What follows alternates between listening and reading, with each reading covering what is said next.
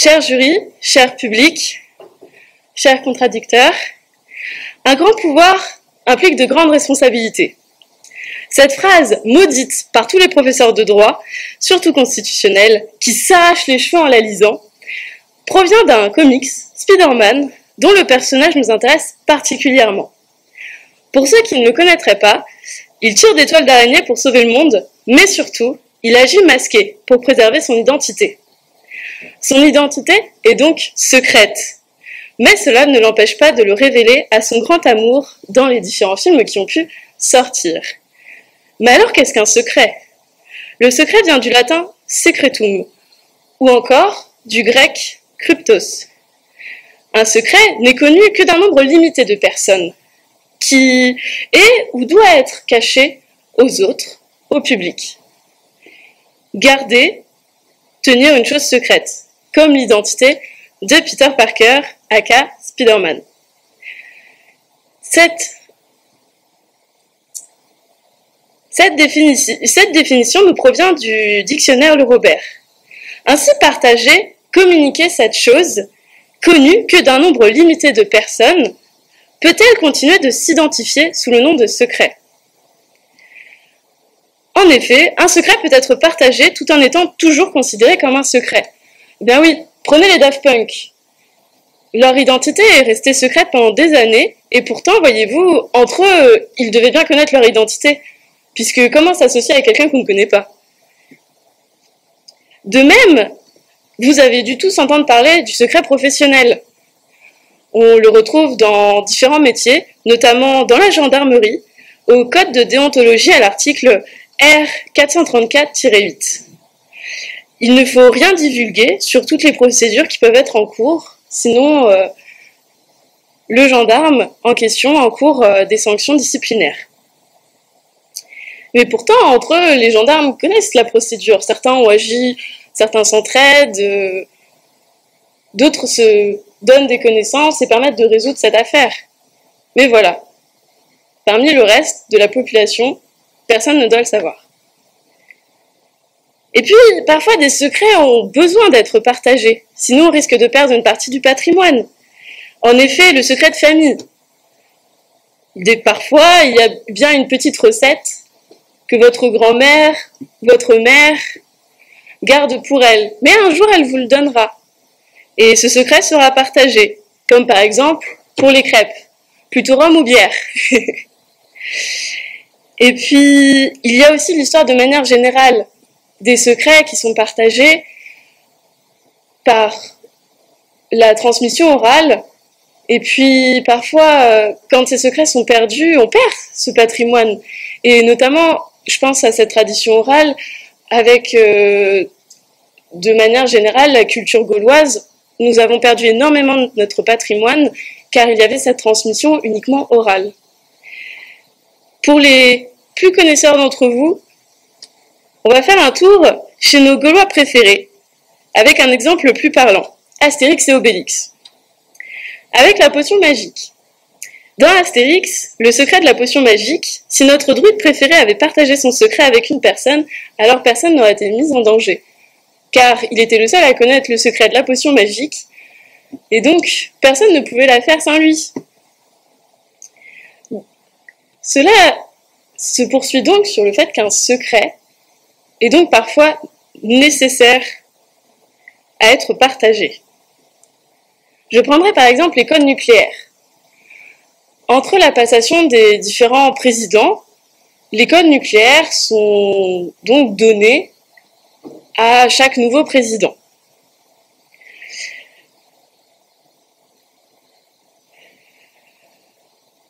Sans ces codes, alors comment l'État peut-il fonctionner correctement? Effectivement, les codes nucléaires et ce danger qui peut peser est une arme extrêmement importante.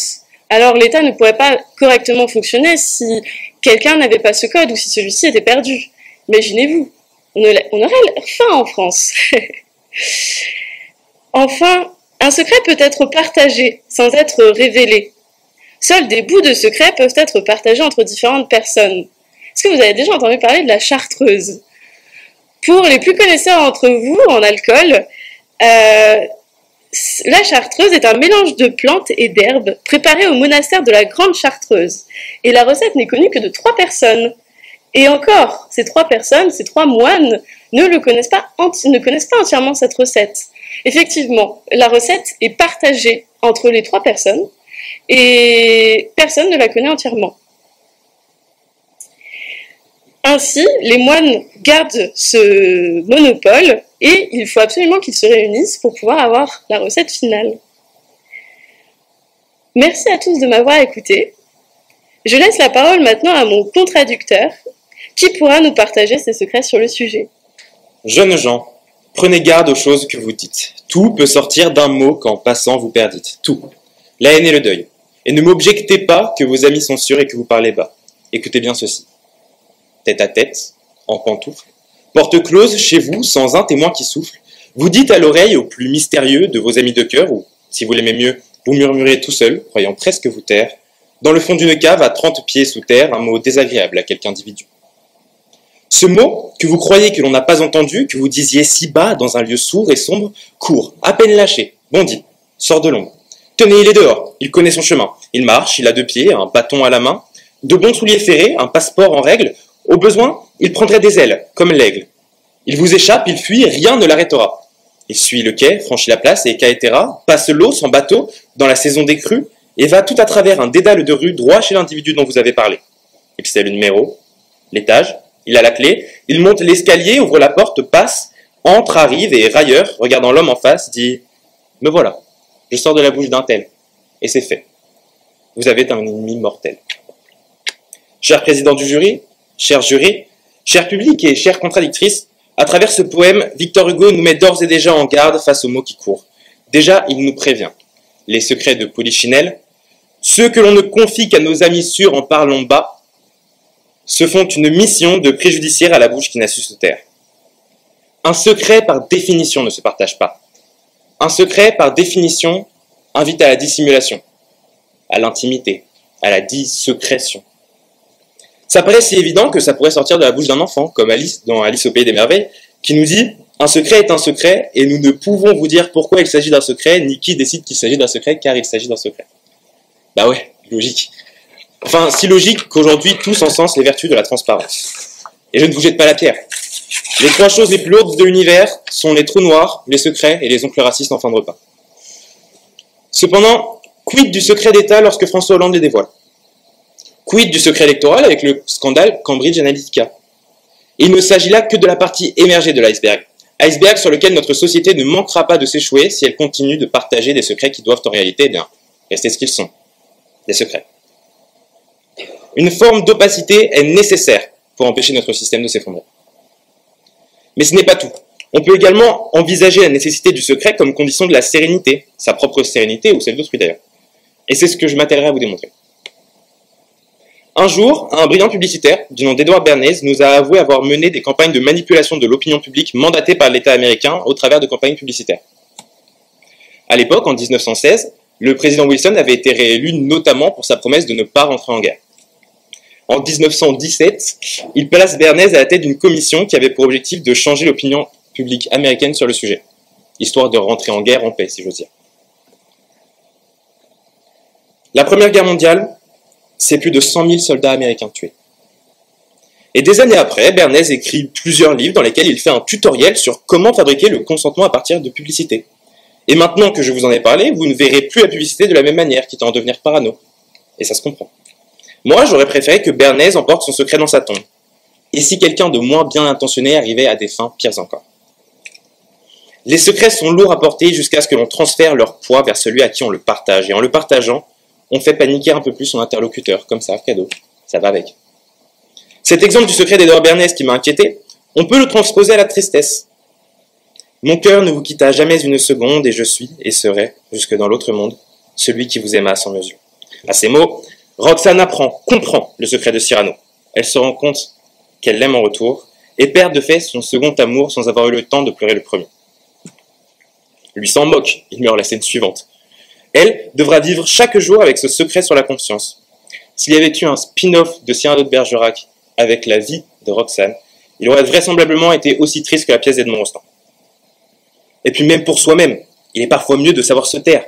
Détenir un secret, c'est savoir, rien de plus. Je sais ce que tu penses, je connais ton dessein, j'ai trouvé ta porte secrète.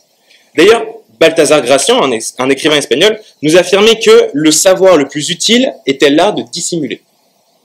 Or, le savoir, c'est le pouvoir, nous dit Francis Bacon. Moi, je fais juste l'addition. Détenir un secret, peu importe sa forme, c'est bien détenir un pouvoir. Et le plus grand des pouvoirs est donc l'art de dissimuler. Autrement dit, de garder un secret. Donc, n'ayez pas peur de vous taire. Vous en sortiriez plus puissant. D'ailleurs, comme dit Booba, quand on ne sait pas, on se tait, et quand on sait aussi. Et puis, dans certains cas, se taire, c'est une obligation morale. Dans le cadre d'élections, par exemple, l'isoloir, le bulletin secret. Par tradition, en France, on ne dit pas pour qui on vote. Le bulletin secret n'arrive qu'en 1849 et l'isoloir en 1913. Mais avant cela, de nombreuses menaces étaient faites à l'encontre des votants pour les forcer à élire un candidat en particulier. Donc pendant longtemps, voter, c'était dangereux. Aujourd'hui, on voudrait balayer tout cela et partir du principe que si on ne dit pas pour qui on vote, c'est parce que l'on a quelque chose à cacher.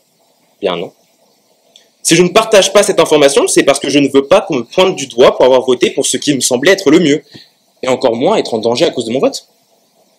Et quand un scandale éclate, nous affirmons que non seulement un algorithme est en mesure de prédire notre vote, mais en plus de nous le faire changer, le secret électoral en prend un sacré coup. D'ailleurs, ces personnes pour qui l'on vote, on attend d'eux qu'ils soient également capables de tenir un secret. Ainsi, lorsque le président Hollande, encore en exercice, confie aux journalistes du journal Le Monde le contenu de missions de services secrets français, ou encore le nom de plusieurs cibles à abattre pour le gouvernement, c'est simplement ahurissant, on pourrait rêver. Surtout que parfois, dévoiler des secrets d'État, c'est utile pour personne. Par exemple, en 2013, Edward Snowden sort de la NSA avec des dossiers qui prouvent que le gouvernement américain espionnait Internet et les communications téléphoniques. Bon. Il est alors directement visé par un mandat d'arrêt et devra s'expatrier en Russie, où il vivra la vie d'un ermite un petit peu parano, il faut le dire. 5 ans plus tard, en 2018, il accorde une interview au Guardian, dans laquelle il dit « La population est toujours impuissante, mais au moins elle est maintenant au courant. » Bon bah merci. Non, parce que là on atteint quand même la limite du fameux « le savoir c'est le pouvoir » de Francis Bacon. Si tout le monde sait, alors personne n'a de pouvoir sur personne. Snowden lui-même nous dit qu'on est impuissant. Les États-Unis sont restés le pays le plus commerçant au monde. Snowden vit comme un ermite. À quoi bon? Ça aura fait gagner un Pulitzer. Le poids du secret pesait sur Snowden et il a décidé de nous le partager pour qu'on ait toutes et tous le poids de la peur sur les épaules à la place. Merci Edouard. D'un autre côté, il faut le comprendre. Un secret, c'est diablement lourd. Et la transparence, c'est légère comme une plume. C'est pour ça qu'il a écrit la vérité. Un jour ou l'autre, vous ferez de même, par égoïsme ou par faiblesse d'esprit. Souvenez-vous cependant que la trahison mène à la méfiance, et la méfiance mène à la malveillance. Et que si, en dépit de toute moralité, par faiblesse, on se surprend à dévoiler un secret, à le partager, on aura beau s'en libérer, on aura accablé l'ami en qui on avait suffisamment confiance pour se confier. Pour conclure, en vous partageant mon secret, je vous en transmets le fardeau, car à mes yeux, ce ne sera justement plus un secret. Donc, le poids qui va avec disparaîtra aussi. C'est donc ni souhaitable, ni même possible de partager un secret sans le briser. Merci.